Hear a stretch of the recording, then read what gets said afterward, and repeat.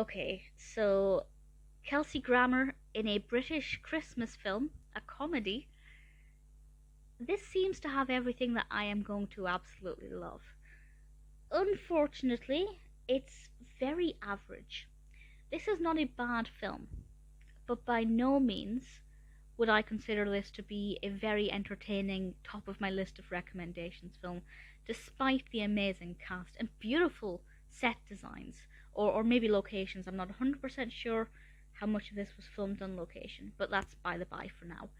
This was released this year in 2021, directed by Philippe Martinez and Mick Davis, and was written by Hannah Davis Law, David Conolly, and Dylanne Corcoran, and stars, well, are you ready for this? This is amazing. My two personal favourites, Kelsey Grammer and Quentin. We also have Elizabeth Hurley, Nathalie Cox, Talulah Riley, Kris Marshall, April Bowlby, who I haven't seen in anything since Two and a Half Men, so that was exciting. John Cleese, Katy Brand, genuinely incredible cast. Very much the best of British, and Kelsey Grammer and April Bowlby. It's late in the day. April Bowlby, who just gave a fantastic performance. I will say they do speak with American accents. There is a reason for that, even though Kelsey Grammer's character, James Christmas, didn't always have an American accent. But I'm not going to go into that too much. But basically, this is about a family Christmas. They are very rich, very wealthy, from very well brought up backgrounds. But not everything is straightforward, because their father, Kelsey Grammer, James, has been absent for about 20 years. Obviously, his daughters are all fully grown adults now, one of which with their own children. But he comes back into their lives at Christmas and, puts the cat among the pigeons.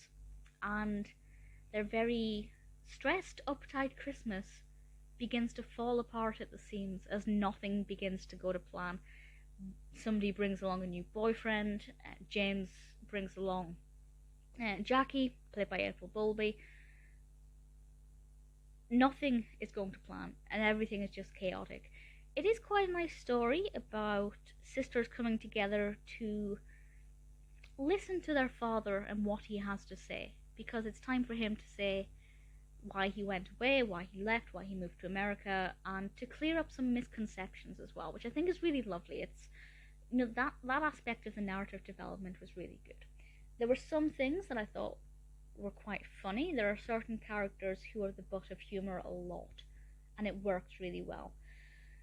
The attitudes feel really realistic.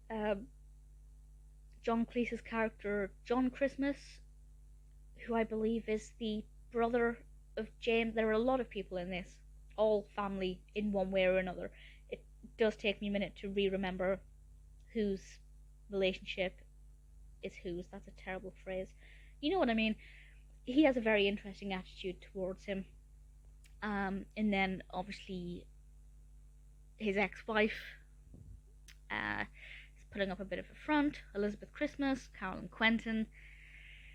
His daughters are three very different individuals. One is trying to create the perfect Christmas, one wants to leave and never come back, and the other one is too busy writing her dissertation about the Beatles.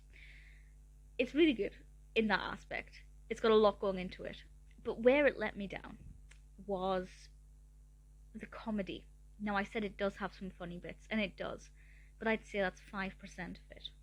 It's heartfelt, it's warm, but it's definitely not as funny as it could have been or what I expected it to be. And interestingly, I feel like Kelsey Grammer wasn't very funny. Like, his character didn't have that many humorous lines. Characters often said funny things bouncing off of his dialogue, but unfortunately I didn't get to experience the beautiful comedic timing that Kelsey Grammer has. A little bit, yes, here and there, but not so much. I will say there was one moment that I loved, and that's when Elizabeth, Quentin, sees James, Kelsey Grammer, for the first time in the film, and her reaction really amused me. The bit at the fair as well with the cow, I quite liked that bit. The festive decorations are nice. It does feel very Christmas. It's got lovely Christmas songs, Christmas vibes.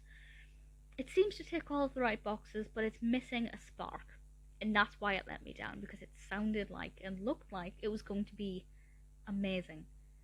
But it is missing just that something that would have made it really great. I'd recommend it if you like Christmas films, if you like the cast. I think you'll enjoy it. But if you are maybe not overly familiar with any of the cast, or there's no real pull factor for you, then it's probably not going to deliver what you want. Give it a go if you have the time. It's on Netflix, but don't necessarily expect anything perfect.